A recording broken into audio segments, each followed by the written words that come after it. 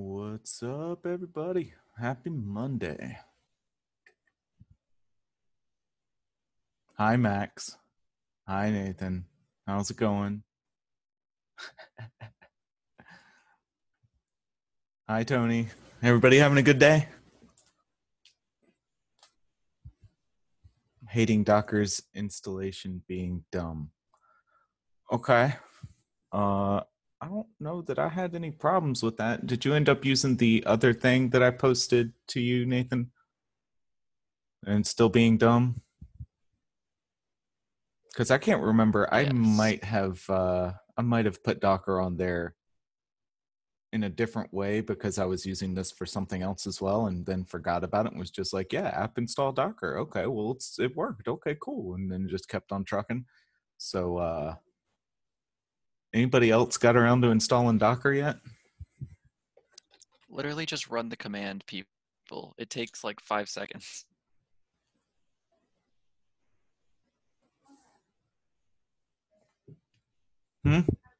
So the command does work?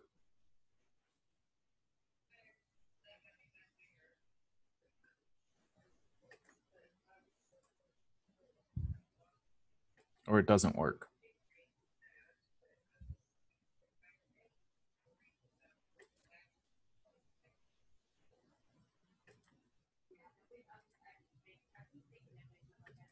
All right, let's see here. What do we got? We got, no, not that one.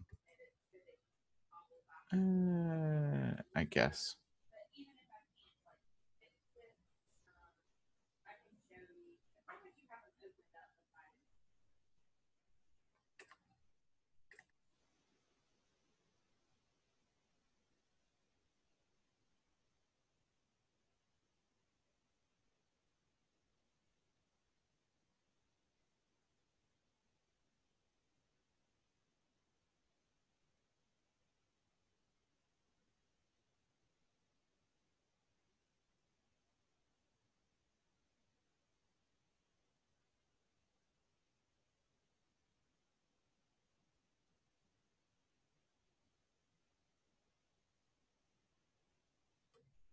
Trying to figure out what windows I want to display in this OBS thing. It's getting a little complicated with all the crap I got going on right now.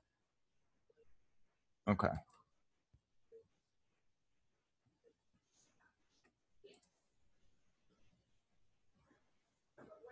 Not that one.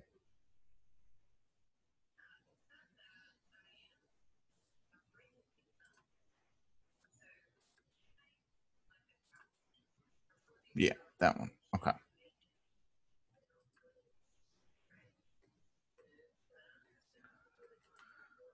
Everybody have a good weekend? Not so much. Terrible weekend? Great weekend? Good things happen? Bad things happen?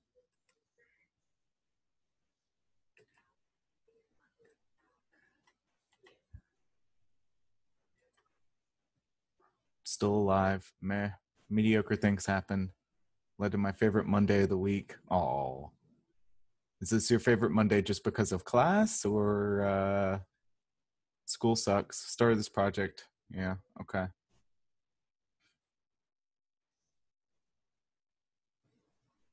Not a million Mondays in a week. Favorite Monday of the week. Oh, yeah. I didn't get a Zoom update.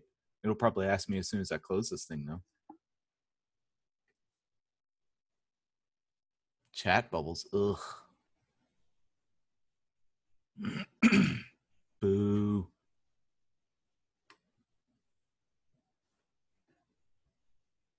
Okay. Think I'm starting to get my act together. Hey, we have to look more like Apple, guys. Okay. Well, that's always a winning move.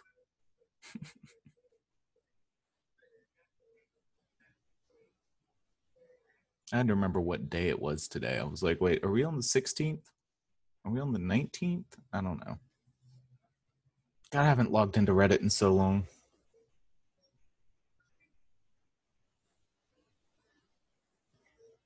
Yeah. You know, the things that are good enough bubble out of Reddit and make it into the real world. So I just kind of subscribe to those things instead. And then I don't have to dig through all the garbage. that doesn't make it out of Reddit. So that's a plus. Yeah, I saw that. That made it out of Reddit today. 94.5 or something like that.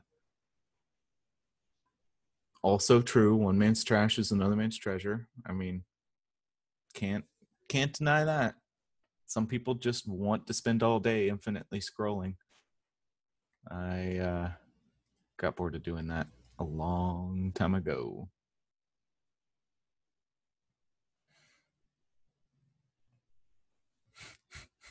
Explains why Overwatch is still played. Yeah, is that what we're talking about? Okay, just double checking the snark is going to the right direction.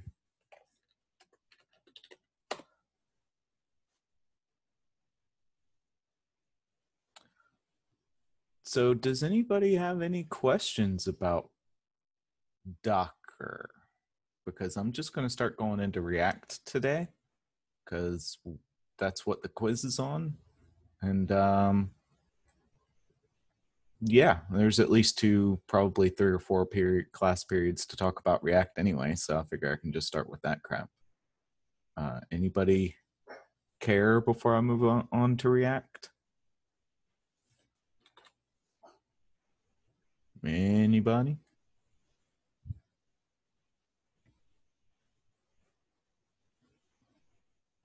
Can I see your secret message? No?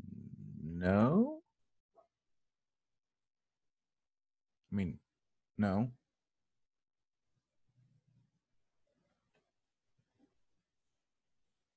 Are we saying hi again? What is going on?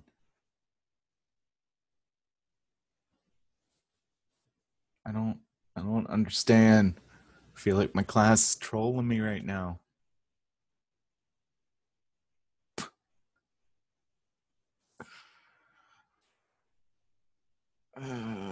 Okay. In Slack. Oh. Hi. Yeah. Okay. Cool. Why is that important? I don't it's, I'm still confused. There's no hi on this. Oh, did somebody actually draw on the Zoom screen? Oh. I can't see that crap. Let's see. Disable participant annotation. There we go. When will Project 5 be graded?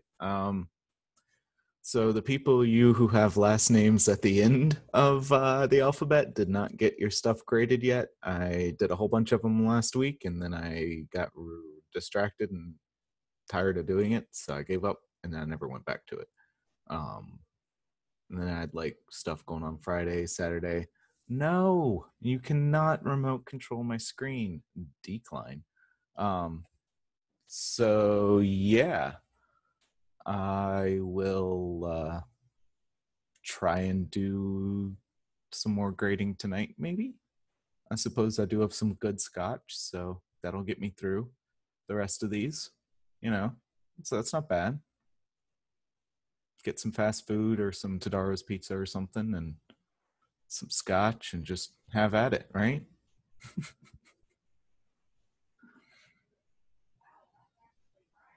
Okay, so what are we doing? All right, let's talk a little bit about React. Where's my screen? Sublime screen. Is this the right one? Yeah. Okay. And can I open up this other thing? Yeah. All right. So let me see if I can get to this app over here. I bet you it will still let me in, but it will probably be like, you don't have permission to do anything. It's going to tell me I have to update my information because I have not done any of that yet. Thank you, past self. Carry on. Look at your own creation coming to shoot you. Yeah. Okay. So This is Clemson's internal, slightly internal app for showing what groups you're in, and then through single sign-on, all of your group memberships get sent over to whatever you're logging into, and whatever you're logging into, instead of being like allow these usernames, can be like allow these group names. Anybody that's in any of these groups is allowed to see it. And so we needed a way to manage what groups people were in. And these are groups in LDAP, which don't really need to worry about. I started rewriting the back end in Node.js, but currently it's in PHP. But the front end, if it looks familiar, that is because this whole thing was written in React admin. So yeah, it is a lot of React admin code. And let me see if I can just pull this one up and move it over to this screen. Let's see if that works. If I can do this. Okay. So here is an example.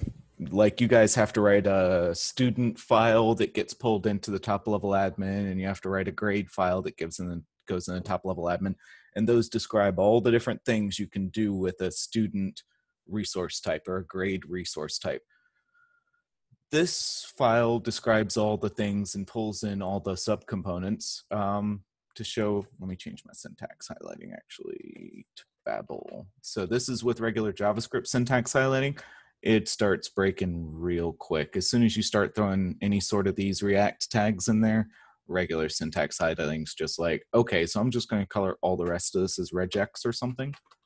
So if I set to JavaScript Babel syntax, bleh, good luck figuring out how to do that in your editor of choice. It's an extra package you can download with your package manager for Sublime. So that's about all I know how to do. But yeah, this is like, if we go over, it's got like tabs. We made our own tab show layout with our own tabs, and then each tab has its own text fields and sub functions to generate provision fields and all that jazz. This is all React code. Well, I hope the VS Code works for you with Babel. If not, you might have to add an extra thing in. So this is all React code. It's pulling together a whole bunch of components, and it's doing a lot of like, ES6 level, like pull stuff out. Like, we're pulling these things out of props, and then we're pulling these things out of the record. We're defaulting some things to empty if they don't already exist. This is how we pass props into something so that we don't we just spread all of those out over all of this thing, and then we add our own stuff. So if style is in props, this overrides the style. I'm going to talk a lot more about this later. I just want you guys to see kind of what real production code looks like. And honestly, this is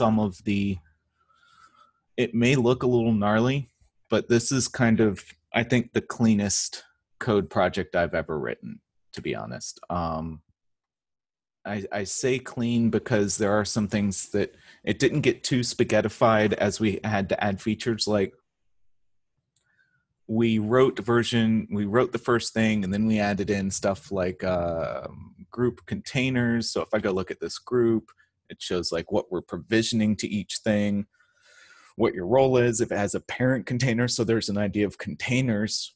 So a container can give you rights over a group to control membership of a group without actually like getting the rights that group conveys when you sign in. So you can be like a system admin, and people can send a ticket and be like, hey, add this person to this group. And you can be like, okay, fine, you can add them to that group, but you don't have the rights. I mean, you could add yourself to the group too, but you don't have the rights without adding yourself to the group to see stuff. So we had to go in and add courses. We had to go in and add containers after the fact. We rewrote this users tab a couple of different times. It actually tries to display all 2,000 users, which was pretty intense to get all that stuff working right, and to like make the requests on the back end work right and all that jazz. So this was, all in all, probably the easiest code I've written to like add major features to after the fact. Like, you get your 1.0 of the code, and of any code, or like even halfway done with your 1.1 or your 1.0, and then you're like, all right, so we got a minimum viable product. Now we need to add in a whole bunch of features. All right, time to just like start destroying the code. That's why people normally, when they go from 1.0 to 2.0, they like rewrite their entire code base, because a lot of times without doing that, you're just making things more and more and more unmaintainable. But how we have this stuff set up, combined with how React admin helps us kind of cordon things off from each other, on top of how just React works in and of itself, where there's components, not classes, made this like some of the best code I've ever written, and some of the best code I've ever maintained, troubleshot, fixed bugs in. Like, I really like React because of how this project turned out. So that being said, that's just a little like overview, but a lot of that stuff probably didn't make sense right away. So now we're just going to go back and talk a little bit about React in general. So let's not show, okay, that's project 5 redacted. All right, where is my, at least I'm not showing something dumb. Where's my untitled? Here. Okay, so let's just go over, and when I learned React, I learned it mostly by doing this tutorial, Intro into React. And by the way, do you know what this tutorial is? It is writing tic-tac-toe in React in your browser. So yeah, it's kind of like back to the beginning. Everything's a callback in this class, So we don't have to do this. This isn't a project, but I'm going to use this as a guide to talk about React, what it is, what it isn't, how we work with it. And we're just going to read through their code examples. And last time I did this, I would like go off on a tangent and be like, okay, but we haven't really gotten there in the docs yet. And then I'd go to the next section of the docs, and it would be almost the entirety of what I just tangented on. So there's going to be a lot of back and forth here. If you want like a more streamlined, like actual, maybe understandable, if you more enjoy reading stuff to learn it than me talking about it and going on random tangents, then this is here for you to peruse in your own time. If you just look for React.js tutorial, this is where you'll end up, reactjs.org/tutorial/tutorial.html. Okay.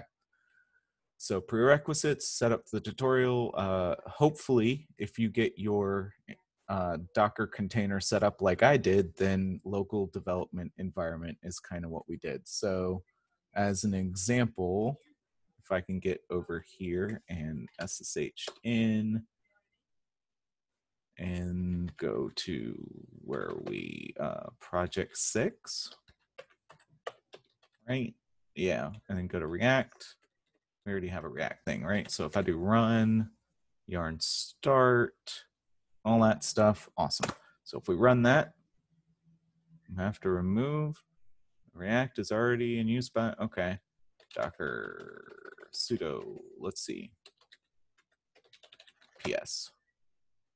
Oh, it's still running. All right, sudo docker stop React. And when I stopped it, it also deleted it because we have that --rm flag, so I don't have to delete it anymore. If I do a PS again, all right, now it's gone. So let's do the same thing, but let's go to a different directory and let's make React, just so we can talk through some of this stuff. React, if I can type correctly. And then I'm just going to go into this thing. Remember how we did create React app? I'm going to do the same thing here. Now, if you want to remember how to do that, instead of yarn start, we do /bin/bash. God, I cannot type today. Okay, and then we do create React. Let's go cd ... create React app. This will put everything into the app folder. Oh, right. That's not going to work. You know why that's not going to work? Because I mounted up the wrong directory. So let's change this to React. Do I have an app folder? I don't think I do. I do now. Okay, cool. And you know what? Screw it. Let's just make it /react, right? So let's delete that.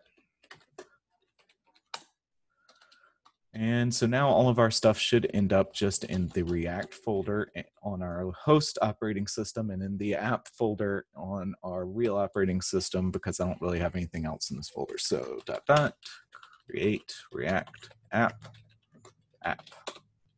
And it's going to do a whole bunch of stuff. Okay. So this is me using the container that you guys need to build and get Docker installed and all that stuff. But once you have that, or if you really want to just get started on React and do the container stuff later, you can install Yarn and create React app and all that stuff in your local operating system on your server. That'll work fine too. It'll try and take over port 3000. So you might have to stop one of your projects to get this to actually take over port 3000. The reason it doesn't take over our port 3000 is because we're mapping it from 3000 inside the container to 3003 outside the container. How important is us using Yarn instead of npm? You will need to do Yarn not to install stuff, but to actually, like, Yarn start spins up that dedicated server that rebuilds and redelivers the code all the time whenever you change stuff, and Yarn build actually builds stuff out. npm build won't do that by itself. You can make npm build do that, but it does a whole bunch of like webpack stuff and minification stuff that it's already got written in Yarn build, and the compile stuff is written into Yarn start, and it's not something that's easy to write without that stuff. Like, you would have a tough time rebuilding all of the minification stuff that goes into Yarn build without Yarn. So you don't need Yarn necessarily to install stuff, although you're going to have a better time installing stuff because there are a lot of components for React admin. So I would suggest using Yarn add instead of npm install or whatever, just to install React admin. But other than that, yeah. You can install create React app with npm. I wouldn't do much of the other stuff. I would use Yarn. Your mileage may vary. Okay, so we can exit this, and then we can rerun the container with Yarn start. And over here, if we go look at port 3003, whenever that finishes, what is my IP address? React app /project 6, is that right? Okay, well, I guess that's right. It's going to be a little weird on the pathing, but okay, whatever. All right, so we got that up and running. That's kind of our local development option overview. All right, so React is declarative. It's efficient. It's flexible JavaScript library, blah, blah, blah, blah, blah. Let you compose complex UIs from small and isolated pieces called components. All right, so the idea of this versus other stuff, if anybody's played with jQuery or Dojo or some of kind of the previous generation, like 2009, 2012, that kind of era of what frameworks were doing in JavaScript client side, those things had classes. So you'd have like a dialogue class or a text field class or something like that, and then you may have like an input class, and all of your text fields that are inputs would probably inherit from that and then modify it and all that stuff. So it's very, Java kind of, or academic object oriented kind of approach to writing JavaScript. The problem with that is JavaScript isn't really an object-oriented language, not very well. It doesn't do object-oriented great. The more stuff you want to do to it, like multiple inheritance and all that stuff, the more you run into the limitations of the underlying class structure that is built into JavaScript. So, there's not much of it. And if you guys want, there is an article that I wrote about class structure. I haven't really taught it, like how JavaScript does it, and it's called Prototype, is how they actually set up class stuff. And if I can find that article, classes and objects, yeah, there's not much in there. So you can read some articles if you want to know more about how that works. I don't really think it's as relevant this year as it was when I was teaching it last year. So kind of cut that out of the class this time. But suffice to say, JavaScript's not great at doing that stuff. Components, on the other hand, are like, hey, I want to make a tire component and I want to make a steering wheel component instead, and I want to make all these other components. And then at the very end, at the top level, I'm just saying, I want to use 4 tire components. I want to use a steering wheel component. I want to use an engine component. And you just link all that stuff together as small building blocks. So instead of all of your code being at kind of all of your code isn't a lot more, your code's a lot more independent from each other, right? It's kind of hard to explain. Like, it just feels better to me when I'm doing UI stuff to be like, this is kind of like its own little building block, and I can, all of the organizational stuff is at the top of the code tree, whereas a lot of the organization for like object oriented's kind of at the bottom of the code tree. Like, all the actual work is at the bottom of the code tree, and it's kind of hard to abstract out like, okay, this part's doing this part's doing that. But in React, you're just like, this is a tire. I can use 5 different, any of these 5 tires, they all work like a tire. They're all a tire component, and I can just go in and say, all right, well, if I want this tire component to work differently, I most of the time can wrap it with another component on the outside. So it's like, okay, I have like a regular tire, and then I can wrap it with another component that's like, make this like a, I don't know, slimline tire or whatever those are called. I'm not a car person. Why am I using car analogies? Are they performance low profile tires? I don't know. Whatever.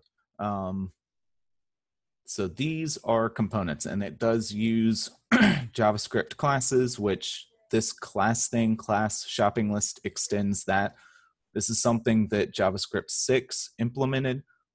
It's not some new thing that was, the syntax is new, but it's just syntactic sugar on top of whatever prototype is already doing under the covers. Not that you really need to know that, but this stuff works because of how classes already worked in JavaScript. So we have these things like, so there's 2 different types of React components. There's these things that are classes, and then there's something called a pure function, I think is what they call it. So sometimes you'll actually define a class, and sometimes you'll just define a function. That function will take in props, and it will do something based on those prompts, and it'll return one or more DOM elements or React elements and organized in some sort of way. I like the pure one more. There used to be like, you couldn't do certain things in pure functional components that you could do in classes. A lot of that's been fixed with some of the later versions of React and how hooks work, and I'll talk about that later. So we use components to tell React what we want to see on the screen. So every component we make that's an actual like React component has to extend this thing. It has its own lifestyle. Shopping list is a React component class. A component takes in parameters called props, which is obviously short for properties. Returns some hierarchy of things to display. So this returns like a div, and then it's got an h1 in it. And you can do this thing, which is kind of like what we do with templated strings, right? Where we have the $ and curly bracket and close $. In React, they just say like, all of this is a template string, so you don't need the backticks around it. We do still use template strings inside this. So this is React code. And then inside here, this is just plain JavaScript code. So anything inside these curly braces, so if you have like any sort of XML-y looking stuff here, and then in any part of it, you have curly braces, inside those curly braces, it is just running JavaScript code.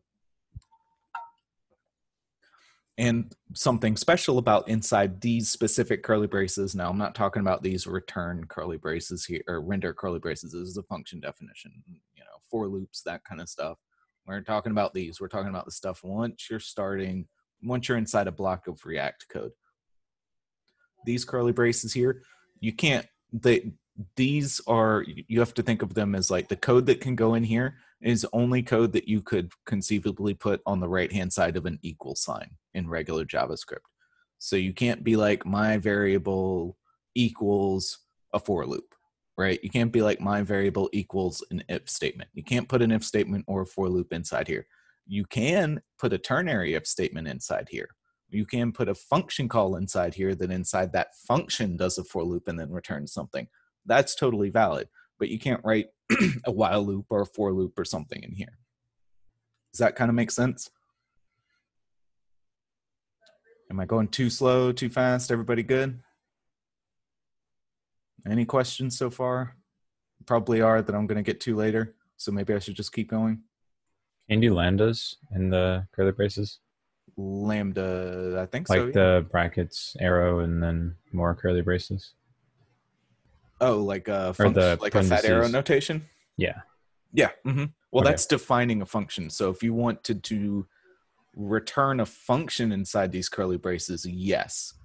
And you could invoke that function at the end. Yeah. So you could define the lambda and then at the very end have like open close parentheses to actually run it. Yeah. Okay. That would work. Cool. Thanks. So if any of y'all are curious, what he's talking about is you can have like a div, and you can have like ID equals, you can have these curly braces here, and you close your div. Inside these curly braces, you could do something like this to define a function, and then, return 33. And at the very end, you put these little parentheses, and I think you have to wrap all this in parentheses too. I think this is the right way to do it syntactically. So this is defining a function, and then immediately afterwards, we're invoking the function. So we can do that. Makes it pretty hard to read. I wouldn't suggest writing your React code that way. I would just actually define the function further up in the code than do it this way, but yeah. Okay, so browsers. Where are we going? So you have to have a render, and you have to take in props. The props are actually passed into your constructor, and then you have like this.props.name. That's all existed on the class. The constructor is implied. Because you inherit from React component, the one thing that every class needs, if it's a React component class as opposed to like the function React component, you have to have a render function, because you have to, something has to, like when you drop shopping list into some next thing. So for example, this is defining the shopping list class, and then later on you would include or require whatever, you'd import that. What is the code? Is it import? Where is my example? Yeah, import. Okay. So you do something like import shopping list from, something like that. Yep. And this might be wrapped in curly brackets depending on how you exported it in the file. I'll talk a little bit. I think I've talked about default versus named exports before. I'll talk about them again. But you'd import it like this, and then you'd have like somewhere inside your code, you could actually use shopping list, and you would pass in a name equals my list, and then we would just close it. And so when you call this, it's actually going to go over here to this class. It's going to replace shopping list with all this code. And when it gets to this.props.name, we passed a name into it. And so that would say shopping list for my list. And it would replace that with all of this stuff. Cool. So how does this stuff actually work? How does, like, it's React is JavaScript, but it's not really JavaScript. Like, where's the line? Is it a different language? Is it the same language? It's JavaScript with like a pre-compiler on top. So each one of these actually, when it's parsed by the React, I want to call it a pre-compiler. I don't know what they call it. Gets replaced by this JavaScript code, just plain old JavaScript code. React.createElement. And it says, all right, we're going to create a div. we're going to pass these properties into it, which is this, right? And then as a third parameter, we pass in any children that we want this div to have. So if we look in here, this div has 2 children. It's got an H1 and it's got a UL.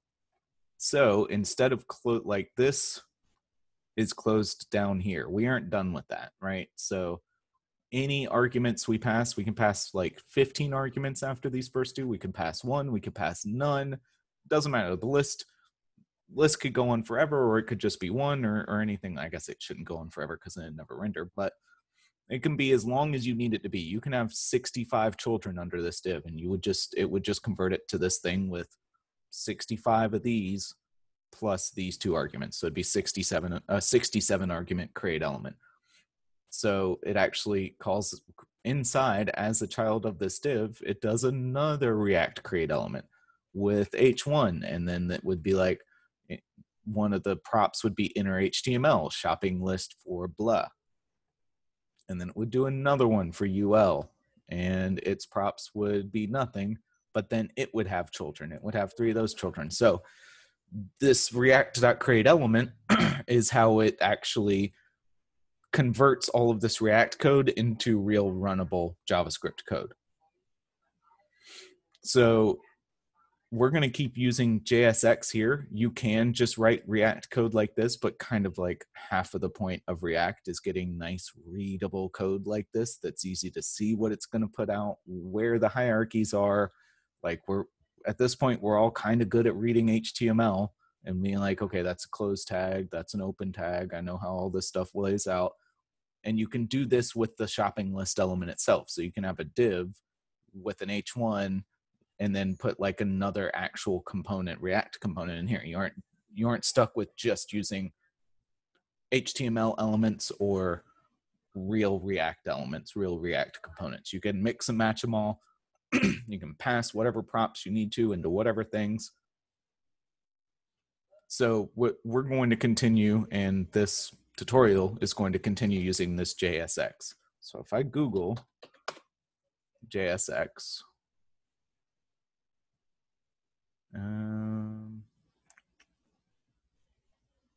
there was another JSX JavaScript. So it used to be, when I was teaching JSX, there was another JavaScript language edition that was also called JSX that was created for like a mobile phone game company, like MOBA or something like that. I can't remember who it was, but that also used to top out some of these. Yeah, this one. So this is, yeah, made by Dina. Okay, so I believe Dina actually makes video games, right? Committed to bringing delight to people all over the world. Okay. So anyway, this is not the JSX we're talking about. If I ask you on a test, is JSX a statically typed object-oriented programming language designed to run on modern web browsers? You need to say no. That this is not this. This is the other one. All of these other things are JSX. All right. All the React is JSX. It was developed by Facebook. So even that Facebook page we were looking at, this one, this is JSX, an XML-like syntax extension to ECMAScript, which is what we so fondly call JavaScript. Okay. So we can skip create element. You can look in the API reference if you want to and call that directly, but we won't. We'll just be using this compiler to compile it for us. Any JavaScript, yeah, yeah, blah, blah, blah. Yeah, don't need to inspect stuff. Okay. Let's try passing some data from our board component to our square component. So what do we have so far? Starter code. Now, I'm not a fan of writing code in CodePen because historically it hasn't worked great for me, but maybe it works this time. So we have this class square extends React component, and all it does is return a button. And then we have a board, and it does render square I, and it only returns one button. Why is it? Oh, because you're rendering square 1, 2, 3, 4, 5, or say not 5 squares. You're just rendering square number I or whatever. Okay. Then we got all right, so we got this. This actually builds out the top level thing. Does it? Where are we? Okay, so this is the board. So this renders out square 1, 2, or 0, 1, 2, 3, 4, 5, 6, 7, 8. Each one is in its own div so that they don't all stretch across the board in one row of 9. Hopefully we can all remember that from our second project, our first real project, Quotey Finger. And then this actually ties even more stuff together. So now we have like, all right, here's the div that says the game and says that. And then we have the board. Then we have game info, like who's winning and all that stuff. Cool. And then we have this react.dom.render, which pretty much just ignore for now. This actually kicks off the whole thing. In your top level script, somewhere there's a react.dom.render, and you pass in like your actual modified code, which in this one is the game, and then you say replace the root element, and everything goes on its way. Create React app does this part for us. Like all of this stuff already exists. So if I go over here, let's just verify that.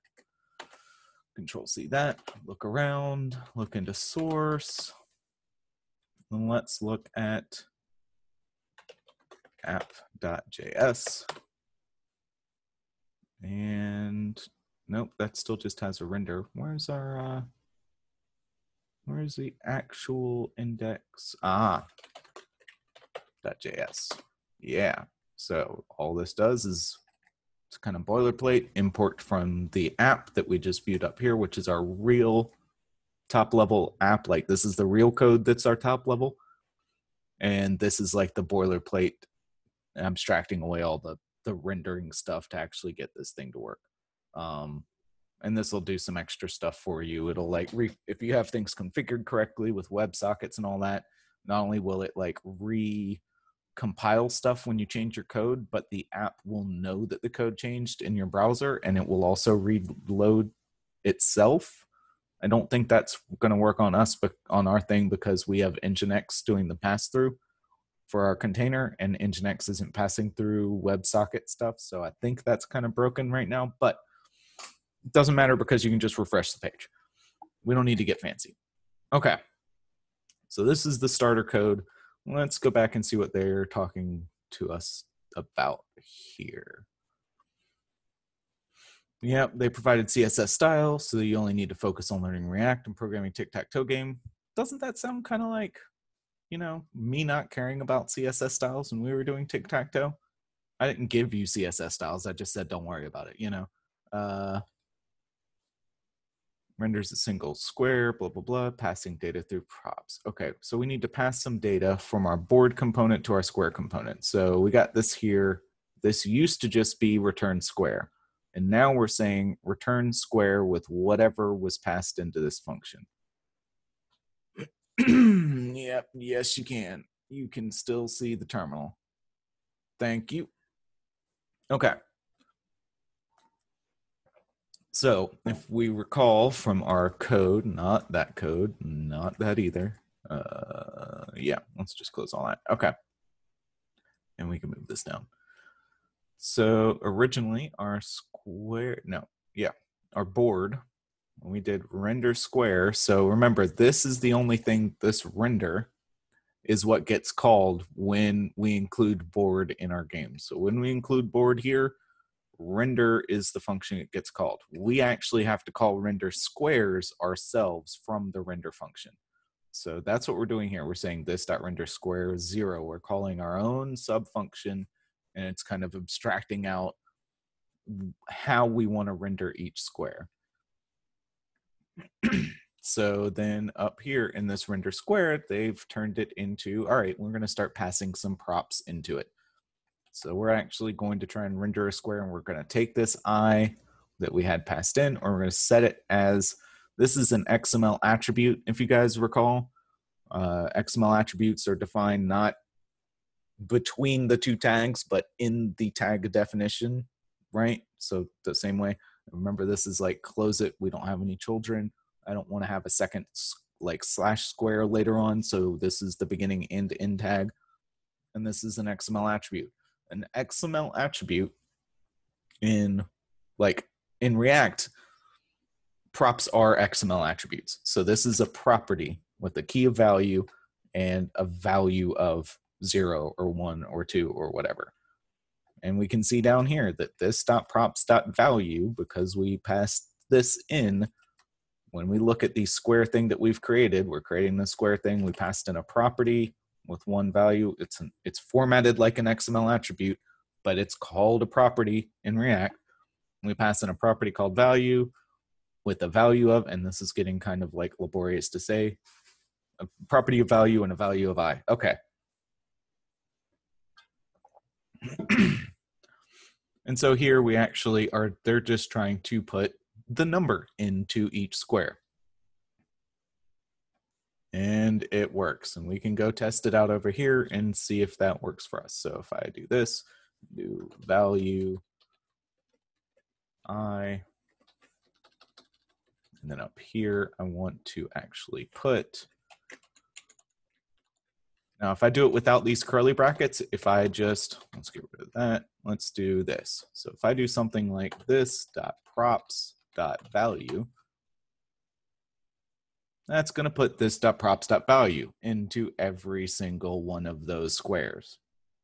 If we wrap it in these curly brackets, then it actually computes this .prop.value and we get the number. So something you may run into.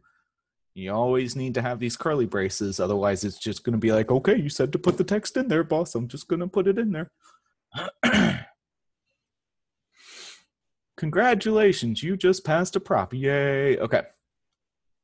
So now they're going to pass in some on-click stuff. So inside the square, they're setting up an on-click with a function that just says, hey, we clicked it. It alerts. That's great. Not really worth doing that, but whatever.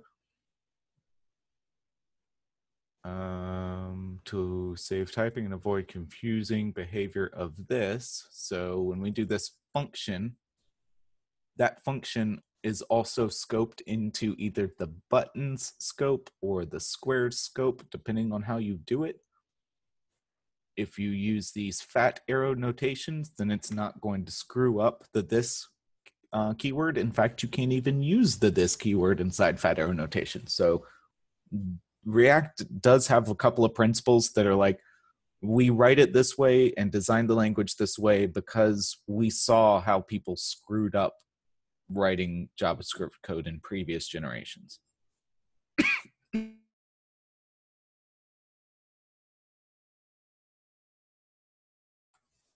cold air is getting to me all. All right, how are we doing? Still doing good. We're 4:47 and I barely got through the first page of this. Okay. Anybody have any questions so far? Am I going too slow, going too fast? I have one question just about what you were just talking about with like the arrow notation. Yeah. So you're saying React is writing it which way? Like they're preferring the arrow notation? Yeah, they prefer arrow notations for things like callbacks and stuff and event handlers and stuff like that, because you're not concerned about which this things are attached to. If you want to use an arrow notation, you would, and you want to change something on this, like inside this class, like change a variable inside this class, Yep. Then you would make a this dot function the same way we have render squares. Where is that? So inside here, this is a this dot function. And inside here, this can actually modify parts of the board class.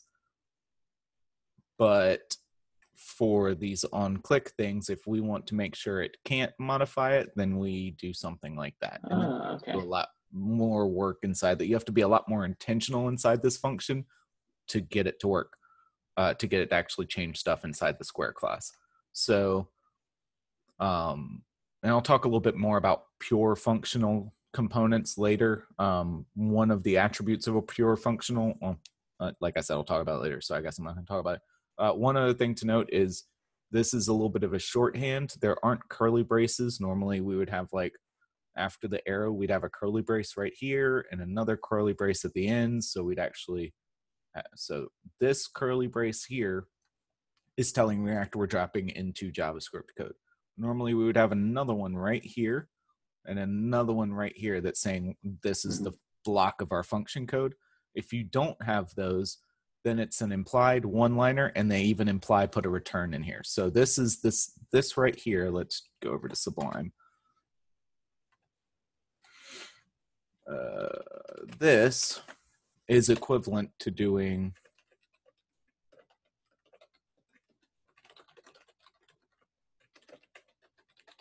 that.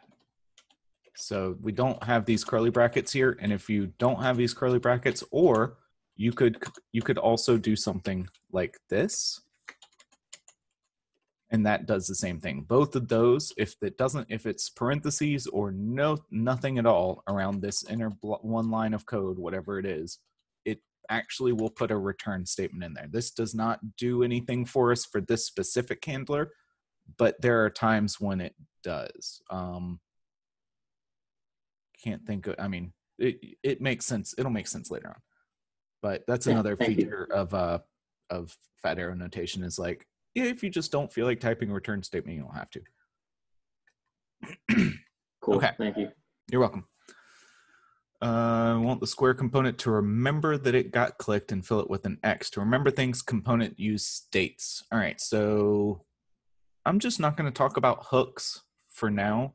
So without the most recent additions to React and the thing called hooks, you can have two different types. So let me go over here and talk about the other type of a component. Where are we? Okay, so this class shopping, if I can type, list extends react.component blah. Yep. Okay, so this is one way. There's two sets of information, that stuff that the code inside here, two ways that this thing gets information. This code inside here, return, let's say I want to return like, I don't know, I want to return a div. I want to have some text. This dot, nope, this dot props dot value, something like that. So this is one way. Props, this dot props is one way that this thing gets its information from the outside world.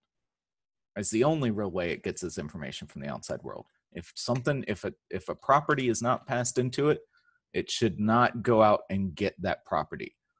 This is like, there should be no side effects. It shouldn't read variables from other parts of your code or global environment variables if you can at all prevent it.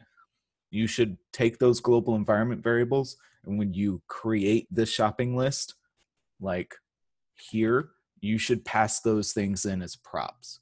You can make custom properties though. Yep, you can be like shopping list. I mean, yeah, this dot props dot value, you can make like ASDF, as long as you have like ASDF equals Bob or something like that. You can put whatever you want in there. I don't think you can define ASDF twice.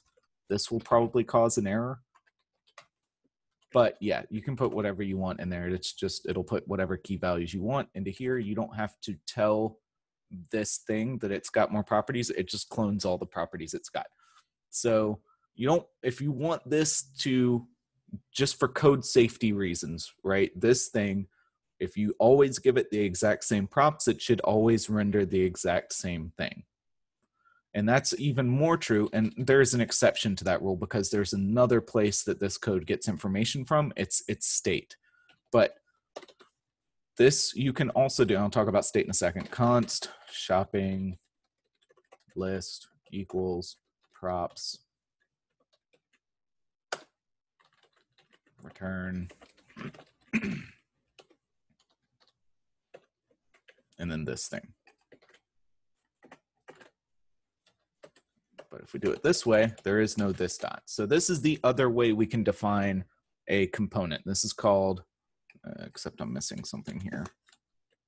This is called a pure functional component. It's actually got a couple more requirements, but it is also just as strict about the properties. Like, this doesn't have any state. That's one thing. So this one has a state.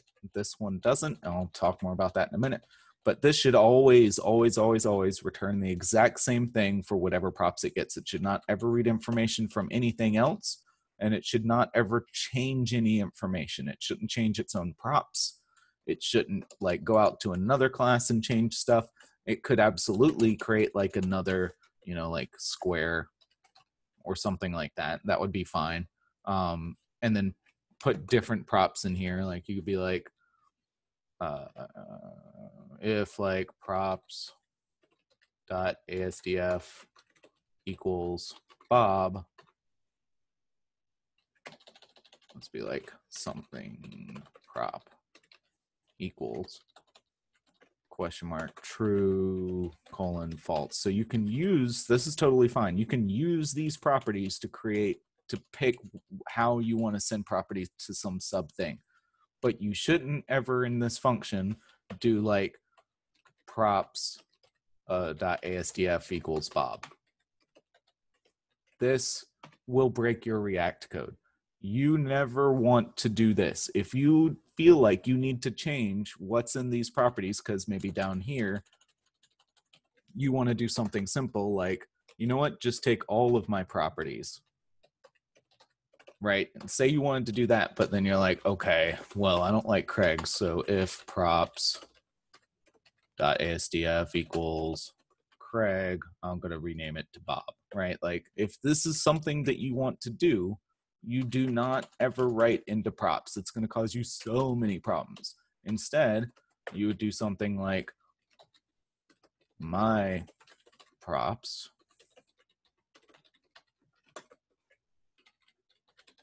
and just clone the entire array of props and then comma, and then do this. If my props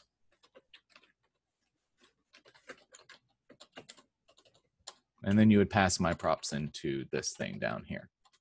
So if you ever want to modify, okay, well, I didn't actually copy stuff, but let's do that. There we go.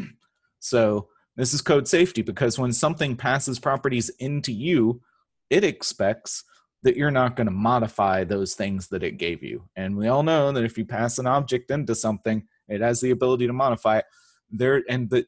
It's not even like it catches it at compile time and you're like, oh yeah, I guess that was dumb. It's like buttons don't act right. Certain things just like sometimes they work and sometimes they don't. You can't quite figure out why. And then you go in and you look and you're like, oh my God, I've been modifying the properties. I should have been cloning them. Oh my God, you know, like just take the wisdom of the ages here. Never overwrite anything in props. Don't ever do it. So this is the other way, and there's a couple of things that define what a pure functional component is. It's actually like there's a computer science term for a pure function that has like 4 or 5 distinct properties. Like it always returns the same thing for the same input, never uses any other external inputs, never changes anything outside of itself. Those kinds. I think it's 3 things, and those might actually be it. I would be surprised if I like rattled those off correctly. Okay. But let's say in here, like I have this shopping list and I want to keep track, for example, of how many times like it was clicked or how many times it's been rendered or something. So like if I want to say, all right, I want to keep track of how many times this render function gets called. In here, I don't have any way to do that because every time I get called, I'm going to get past the same props. Now this isn't entirely true because now there are React hooks, which I'm not going to talk about at all because we don't really need to worry about it, but you can use some sort of state stuff inside functional components. We're just not going to go there. We're going to assume that we're learning React from the beginning here. We're going to get to that fancy pants stuff later. For now, if you need something to remember stuff about itself without the properties that are being passed into it changing, because, for example, we're always going to render it like this. But I want to know how every time it gets rendered, I want to be like this dot blah. I don't want to be like this dot props dot counter plus plus. because one, this is modifying props, which is a terrible thing to do. And two, it's not, next time it gets rendered, it's not going to have a counter of 2 on it because it's going to get rendered with just these 2 properties in it. So we can't save any information in props. But with classes, we have this thing called state.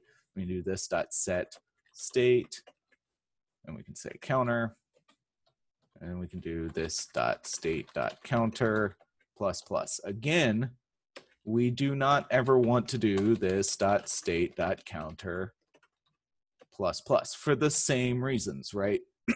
If we do this, yes, it's just something we control, and it's not as bad as modifying properties that were like given to us in trust that we aren't going to screw them up, right? But this is also bad because when React actually re-renders the page only when things change. So when we do something like this, React doesn't really know that anything has changed, and it's not going to know that it has to re-render parts of the page, including calling your render function again. This dot set state, on the other hand, actually we say, all right, we want to make a new state object. Like, imagine React actually, it's like frames per second. If you look at like a video game and you got 60 frames per second, each frame looks a little bit like the one before it, but it's not like frame at millisecond 25 has modified the frame that was in memory at millisecond like 17. Like, it wipes the entire memory for that frame and then redraws something else from the same source code, right? React does the same thing. If a state changes, that's going to create a new render, a new frame in our frames per second analogy. And when it does that, it's going to use a new state object. That state object can be derived from an old state object like we're doing here. But if we do something like this, then we're actually modifying the state object from the last one instead of this dot set state does the same copy stuff that we're doing down there. We copy all the stuff that's in the state object, and then we're modifying the parts of it that we want to change. And then now we have a new state object, and that new state object is the basis for re-rendering this whatever component we're looking at. We're probably pretty far. Yes, each instance of shopping list has its own state. Yes.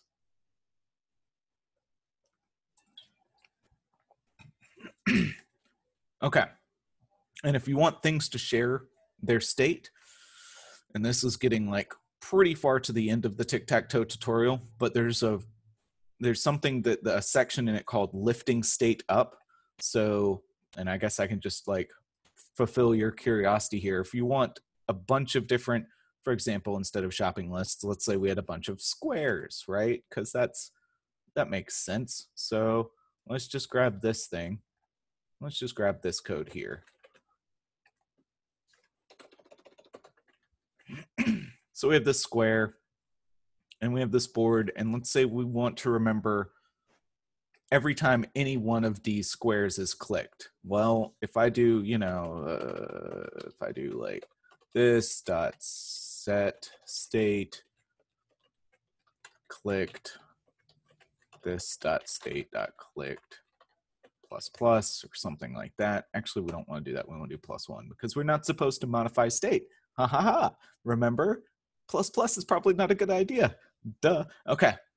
But you know what actually would be safe is if I were to do like const clicked equals this dot state, and pull it out like this. Then I have my own variable that's a copy of this dot state dot clicked, and I can do clicked ++ here, and it won't actually modify stuff. Yay! And that's even cleaner code because I don't have to write this dot state a bunch of times. Awesome. Okay, so let's say I have this here because I want to remember all of the total number. I want each of these things. Like if I click square 1, and then I click square 3, and then I click square 8, I want all 3 of them to say 3, right? I don't want 8 to say 1, and 3 to say 1, and 1 to say 1. I want all 3 of them to remember the same thing. This won't work for that, right? This set state code, it'll only remember when this specific thing is clicked. So there's something called lifting state up, where instead of this dot clicked being a state, and okay, so we want to, in this example, let me just finish this out, this dot state dot value, right? So this would actually display, or state dot clicked. So this would display how many times it's been clicked. And since we already pulled that variable clicked out, we could just say clicked, right? So this comes from this dot state. Awesome. So we can just put clicked in there. Everything's cool. And this won't actually run because it's a const, so we can't do that. So it'd have to be like a let. Yeah, I'm just like, you know, we're figuring this out together. Fortunately, I'm not trying to actually render all this stuff right now, so I can kind of fly by the seat of my pants. I got 10 minutes left, and I'm already going on a tangent that we're not going to get to till the end of this thing. I told you guys it was going to be kind of a back and forth today. All right. So this, it does something, but it doesn't do what we want it to do. Instead, we change this back to props. So we pull clicked instead of out of state, we pull it out of props. And instead of calling this dot set state, we call, and it's not clicks because this is like how many times it's been rendered, right? So let's call this rendered. Yeah, so that didn't really make sense because it's not counting how many times it was clicked. It's counting how many times render has been called, right? So render, and then like, so here we would actually do something like this dot props dot on render. And we would just call something like that. Okay. So instead of calling set state and getting our stuff out of state, when we create a square, we would pass in something like renders equals this dot total renders, this dot state that total renders, because we're still using a state. We're just pulling the state up from inside the square object into the board object. Sure, I can. And then up here, we would define something like on, or, oh wait, we also have to pass in on render equals this dot render handler. And this will make sense in a couple of seconds, I promise.